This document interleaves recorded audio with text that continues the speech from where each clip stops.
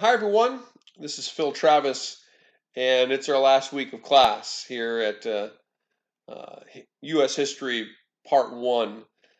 This week in U.S. History Part 1, we are going to be finishing up Reconstruction.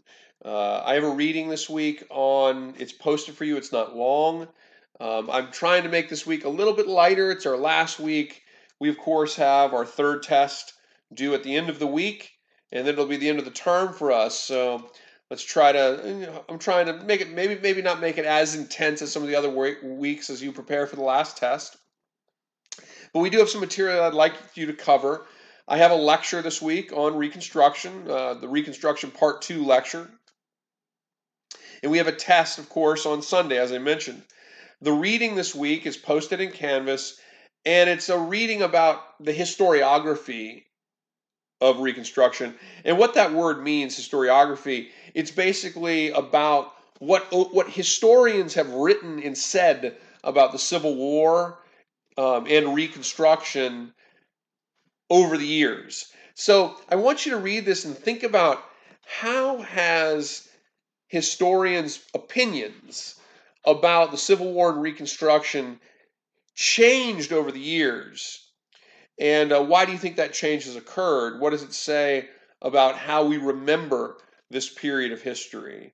So it's only like 20 pages. It's written also by the author of your textbook, Eric Foner, but it's a different reading. And it's a reading that explains what historians have said over time and how and why historians have sort of changed their interpretation of the Civil War and Reconstruction over time. So I'd like you to read that. And we'll have a discussion about remembering the Civil War and remembering the Reconstruction period and how significant this period is to the United States. Don't forget about the test. Please make sure you prepare for the test in advance. I will make a couple revisions to the study guide and get that up there soon. But please make sure you study for it and you take the test by the end of the week. And of course, these bonus factoids I will apply to your test score when I'm entering the grades. And so all of you who have been doing this, you will see a nice little bump in your final grade as well. The factoid for this week is this, and I'll try to make this kind of short. In 1876, Rutherford B. Hayes from Ohio was elected to the presidency. However, his election was hugely controversial. There were returns from a number of states that were questionable, and they were not clear. And so the election was really a toss-up, and it was a hugely significant election because Rutherford B. Hayes, the Republican, represented Northern interests, whereas the Democratic candidate represented Southern interests. And so it was a very, very, at least theoretically, the Democratic candidate would represent those interests, but it was seen as a very, very controversial situation. There were election returns that were being questioned. It wasn't really clear who the winner was. And ultimately, Rutherford B. Hayes was chosen to be the president through a House committee, the House of Representatives committee, chose him as the presidency. And it's been hypothesized for years by historians that what actually happened was that the members of the House committee got together and they made a deal. And the deal was Rutherford B. Hayes would become the president in exchange for the final end to the military reconstruction of the American South following the Civil War. And so Reconstruction after the Civil War had gone on for over 10 years.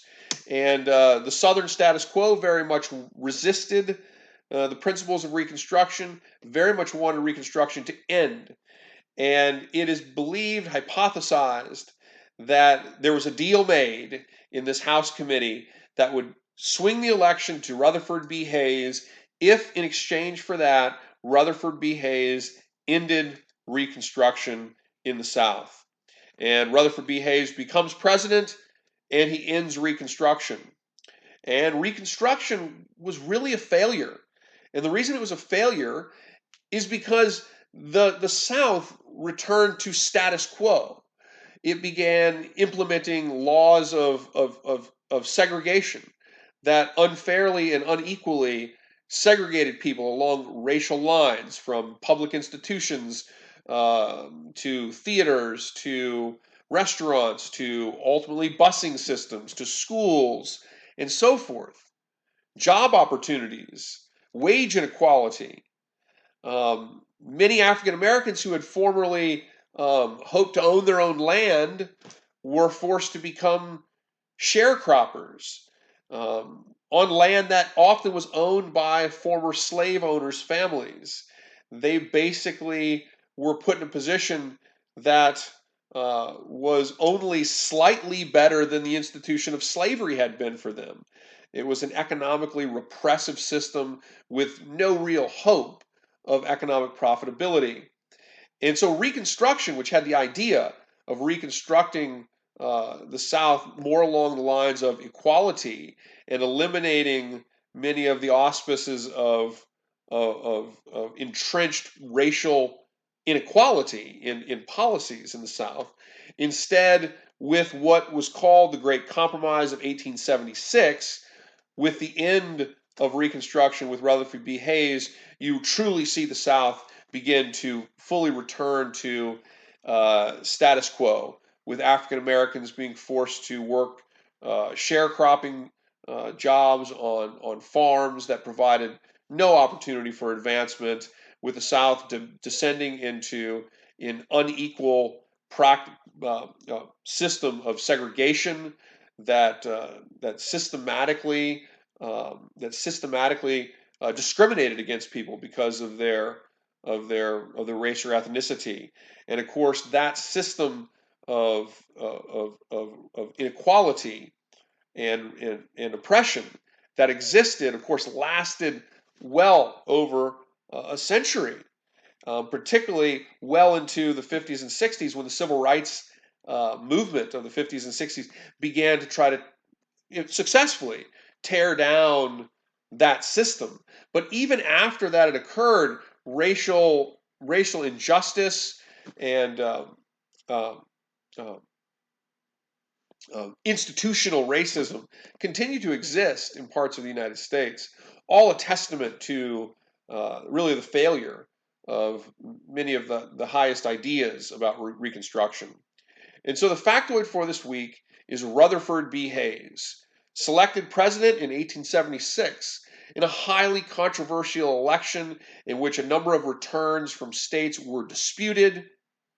Rutherford B. Hayes is chosen president by a House committee that we believe made an agreement to give the presidency to Rutherford B. Hayes in return for ending Reconstruction in the South and ultimately allowing the South to return to status quo and institute racially discriminatory practices throughout the South.